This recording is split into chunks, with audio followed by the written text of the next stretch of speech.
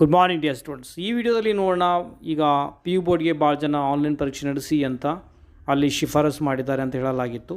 So ಅದಕ್ಕೆ ಸಂಬಂಧಪಟ್ಟ ಹಾಗೆ ಪಿ ಯು ಬೋರ್ಡ್ನ ನಿರ್ದೇಶಕರ ಪ್ರತಿಕ್ರಿಯೆ ಏನು ಅನ್ನೋದು ನಾನು ನಿಮಗೆ ಇಲ್ಲಿ ಹೇಳಲು ಹೋಗ್ತಾ ಇದ್ದೇನೆ.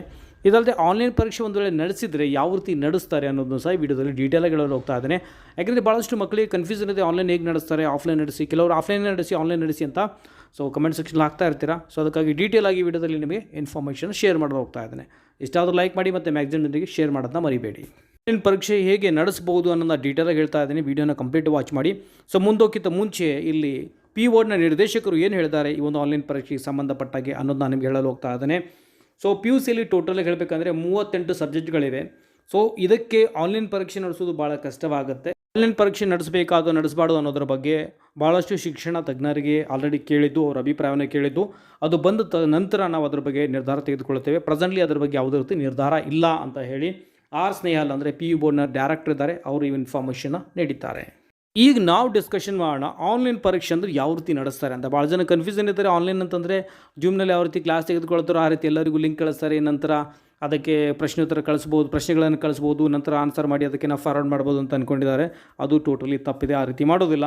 ಸೊ ಆನ್ಲೈನ್ ಪರೀಕ್ಷೆ ಅಂದರೆ ನೋಡಿ, so first of all online ಪರೀಕ್ಷೆ ಬೇಕು ಆಗ ನಡೆಸಬೇಕು ಅಂತಂದರೆ ಎಕ್ಸಾಮ್ ಸೆಂಟರ್ನ ಕರ್ನಾಟಕ ಸರ್ಕಾರದಲ್ಲಿ ಆಯ್ಕೆ ಮಾಡಿಕೊಳ್ಳುತ್ತೆ. ಆ ಎಕ್ಸಾಮ್ ಸೆಂಟರ್ನಲ್ಲಿ ಇನ್ಫ್ರಾಸ್ಟ್ರಕ್ಚರ್ ಇರುತ್ತೆ, ಅಂದರೆ ಕಂಪ್ಯೂಟರ್ ಫೆಸಿಲಿಟಿ ಆಗಲಿ ಮತ್ತು ಎಲೆಕ್ಟ್ರಿಸಿಟಿ ಆಗಲಿ ಮತ್ತು ಆಮೇಲೆ ಈ ಒಂದು ಇಂಟರ್ನೆಟ್ ಸೌಲಭ್ಯ ಚೆನ್ನಾಗಿರುತ್ತೆ.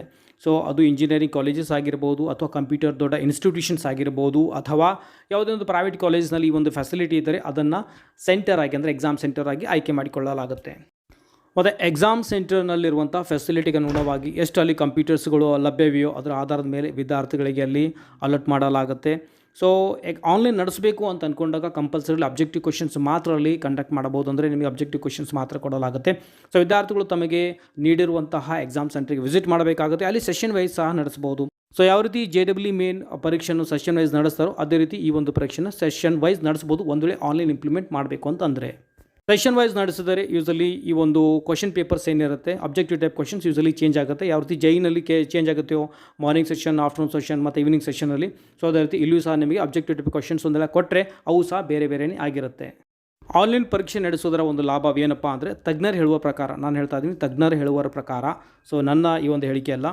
ಸೊ ಯಾವ ರೀತಿ ಈಗ ಬ್ಯಾಂಕ್ ಎಕ್ಸಾಮ್ಸ್ ಏನು ಕಾಂಪಿಟೇಟಿವ್ ಎಕ್ಸಾಮ್ಸ್ ಇಲ್ಲಿ ಆನ್ಲೈನ್ ನಡೆಸ್ತಾರೋ ಮತ್ತು JEE ಪರೀಕ್ಷೆ ಯಾವ ರೀತಿ ಆನ್ಲೈನ್ ನಡೆಸಿದಾರೋ ಅದೇ ರೀತಿ ನಡೆಸೋದ್ರಿಂದ ಒಂದು ಬೆನಿಫಿಟ್ ಏನಪ್ಪ ಅಂದರೆ ಇಲ್ಲಿ ನಕಲು ಮಾಡೋದನ್ನು ಬಹುತೇಕವಾಗಿ ತಪ್ಪಿಸ್ಬೋದು ಅಂತ ಹೇಳಲಾಗ್ತದೆ. ಯೂಸಲಿ ಬ್ಯಾಂಕಿಂಗ್ ಎಕ್ಸಾಮ್ ಆಗಿರ್ಬೋದು ಮತ್ತು ಆಮೇಲೆ JEE ಪರೀಕ್ಷೆಯಲ್ಲಿ ನೀವು ನೋಡಿರ್ಬೋದು ನಕಲು ಮಾಡೋದಷ್ಟು ಸುಲಭ ಅಲ್ಲ. ಸೊ ಅದೇ ರೀತಿ ಇಲ್ಲಿಯೂ ಸಹ ಅದನ್ನು ಕಂಪ್ಲೀಟ್ಲಿ ರಿಮೂವ್ ಮಾಡ್ಬೋದು ಅಂತ ತಜ್ಞರ ಹೇಳಿಕೆ ಇದೆ. ಸೊ ವಿದ್ಯಾರ್ಥಿಗಳು ಈ ರೀತಿ ಆನ್ಲೈನ್ ಎಕ್ಸಾಮ್ ನಡೆಸ್ತಾರೆ. ನಿಮ್ಮ ಮೊಬೈಲ್ಗೆ ಯಾವುದೇ ರೀತಿ ಲಿಂಕ್ ಕಳಿಸೋದಿಲ್ಲ, ಮನೆಯಲ್ಲಿ ಕುಳಿತು ಮೊಬೈಲ್ನಲ್ಲಿ ಎಕ್ಸಾಮ್ ಬರೆಯೋ ಹಾಗಿರೋದಿಲ್ಲ. ನಿಮಗೆ ಎಕ್ಸಾಮ್ ಸೆಂಟರ್ಗೆ ವಿಸಿಟ್ ಮಾಡಬೇಕಾಗತ್ತೆ. ಅಲ್ಲಿ ನಿಮಗೆ ಸರ್ಕಾರಿ ಅಧಿಕಾರಿಗಳ ಸಮ್ಮುಖದಲ್ಲಿ ಈ ಒಂದು ಪರೀಕ್ಷೆ ನಡೆಸಲಾಗುತ್ತೆ. ಕಂಪ್ಯೂಟರ್ ಸಹ ದೂರದೂರನೆಯಲ್ಲಿ ಎಸ್ಟಾಬ್ಲಿಷ್ ಮಾಡಿರ್ತಾರೆ. ಹಾಗೂ ಬಹುತೇಕ ಶಿಕ್ಷಣ ತಜ್ಞರ ಇನ್ನೊಂದು ಅಭಿಪ್ರಾಯ ಏನಪ್ಪ ಅಂದರೆ ಆನ್ಲೈನ್ ಈ ಒಂದು ಎಕ್ಸಾಮ್ನ ನಡೆಸಿದರೆ ಇವಾಲ್ಯೂಯೇಷನ್ ಪ್ರೊಸೆಸ್ ಭಾಳ ಫಾಸ್ಟ್ ಆಗುತ್ತೆ. ಯಾಕಂದರೆ ನೀವು ಅಲ್ಲಿ ಸಬ್ಮಿಟ್ ಮಾಡಿದ ತಕ್ಷಣ ಆಲ್ಮೋಸ್ಟ್ ನಿಮ್ಮ ಒಂದು ಇವಾಲ್ಯೂಯೇಷನ್ ಪ್ರೊಸೆಸ್ ಕಂಪ್ಲೀಟ್ ಆಗಿರುತ್ತೆ, ಆಟೋಮೆಟಿಕ್ಲಿ ಸಾಫ್ಟ್ವೇರ್ಲಿಂದ ಆಗಿರುತ್ತೆ. ಸೊ ಆಮೇಲೆ ರಿಸಲ್ಟ್ನ ಸಹ ಭಾಳ ಬೇಗನೆ ಕೊಡ್ಬೋದು ಅಂತ ಹೇಳಿಕೆ ಇದೆ. ಸೊ ಆನ್ಲೈನ್ ಪರೀಕ್ಷೆ ಈ ರೀತಿ ನಡೆಸ್ತಾರೆ, ಕನ್ಫ್ಯೂಸ್ ಆಗಬೇಡಿ. ಜೂಮ್ನಲ್ಲಿ ಲಿಂಕ್ ಬರುತ್ತೆ ಮತ್ತು ಯಾವ ರೀತಿ ಆನ್ಲೈನ್ ತರಗತಿ ತೆಗೆದುಕೊಳ್ತಾರೋ ಅದೇ ರೀತಿ ನೀವು ಮನೆಯಲ್ಲಿ ಕುಳಿತು ಮೊಬೈಲ್ನಲ್ಲಿ ಪರೀಕ್ಷೆ ಬರಿಬೋದು ಅನ್ನೋ ಒಂದು ಮಾಹಿತಿ ಆಗಿರೋದಿಲ್ಲ, ಅದು ತಪ್ಪಾಗಿರುತ್ತೆ. ಸೊ ಆನ್ಲೈನ್ ಪರೀಕ್ಷೆ ಅಂದರೆ ಈ ರೀತಿ ನಡೆಸ್ತಾರೆ. ಐ ಹೋಪ್ ಸೊ ನಿಮಗೆ ಗೊತ್ತಾಯ್ತು ಅನ್ಕೋತಾ ಇದ್ದೀನಿ. ಆಫ್ಲೈನ್ ಅಂತೂ ನಿಮಗೆ ಐಡಿಯಾ ಇದೆ, ಆನ್ಲೈನ್ ಈ ರೀತಿ ನಡೆಸ್ತಾರೆ. ಸೊ ಯಾರ್ಯಾರಿಗೆ ಆನ್ಲೈನ್ ಪರೀಕ್ಷೆ ಬೇಕು ಮತ್ತು ಆಫ್ಲೈನ್ ಪರೀಕ್ಷೆ ಬೇಕನ್ನೋದನ್ನ ಕಮೆಂಟ್ ಸೆಕ್ಷನಲ್ಲಿ ತಿಳಿಸಿ. ಸೊ ವಿಡಿಯೋದಲ್ಲಿ ಇದೇ ರೀತಿ ನಾನು ನಿಮಗೆ ಅಪ್ಡೇಟ್ನ ನೀಡ್ತಾ ಇರ್ತೇನೆ. ಮತ್ತೆ ಸಿಗೋಣ ಮುಂದೆ ವಿಡಿಯೋದಲ್ಲಿ. ಟೇಕ್ ಕೇರ್, ಬಾಯ್.